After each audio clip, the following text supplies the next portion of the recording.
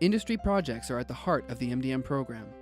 Each term, students work on focused projects to develop prototypes or applications from concept to deliverable.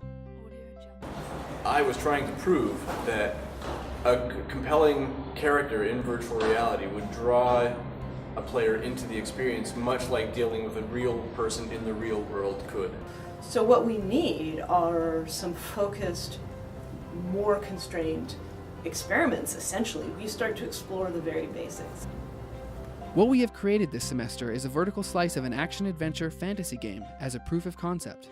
The team explored incorporating speech and gesture recognition to replicate a natural human interactive experience in a virtual reality world, using the Oculus Rift headset and Razer Hydra controllers. One of the things that was really remarkable about the VR project was the fact that there were numerous challenges to take on. It wasn't just one particular situation.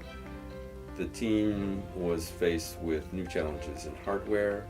There was software to learn, there was software to write. There was the fact that a game was involved, and game mechanic, game design, environment designs, look development, all of that was coming onto a team that had to scope it to a very short period of time and make it a whole new immersion in a field that was new to them.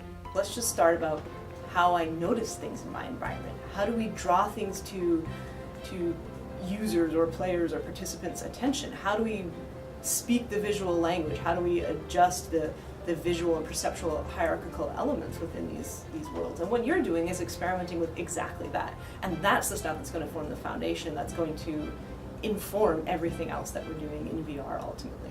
All projects follow a 4-month development process modeled to industry standards. To create a more vibrant world for our game, I worked on the look and feel, from 3D assets, animation, level design, game design, and documentation. With so many various dependencies, I was responsible for streamlining the project, setting milestones, and making sure that everything is in place. I also helped with the 2D and 3D design of our game. The game was very technically heavy, so I worked on managing the programmers, as well as implementing various game mechanics, the Razer Hydra controllers, and the sequence manager system. To create the interactive experience, I worked on realizing the NPC's locomotion, spell system, and sound implementation. I also helped with the game design.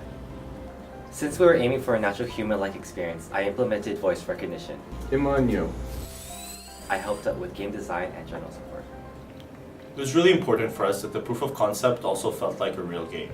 So I worked on the game and level design, as well as crafting the world and characters. Also helped with marketing and promotion. I definitely think the work that you have done and could potentially continue to do and work along these lines is relevant. It's part of what we need to do to start to establish that vocabulary and that language. The work we've done here has definitely been a step in that direction. I can already see what the next steps are. They're more clear now than they ever have been in the past. Unfortunately, we're still on the cutting edge, and nobody's really even reproduced what we've been able to come up with here.